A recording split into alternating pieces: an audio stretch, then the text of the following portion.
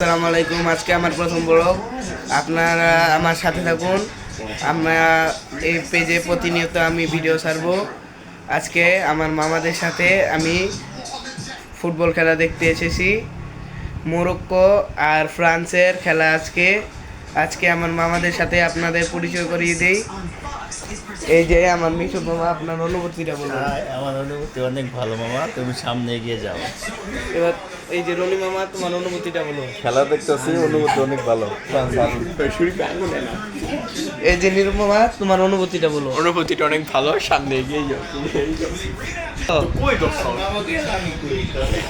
এই যে শরীফ মামা, তোমার অনুভূতিটা বলো। আমার অনুভূতি ভালো, তুমি পাবনার দিকে গিয়ে যাও, ফিরে এসো। এই যে আমরা খেলা দেখছি, হ্যাঁ ঠিক আছে। খেলা শুরু হয়ে যাবে একটু পরে। পুরা সাথে থাকুন।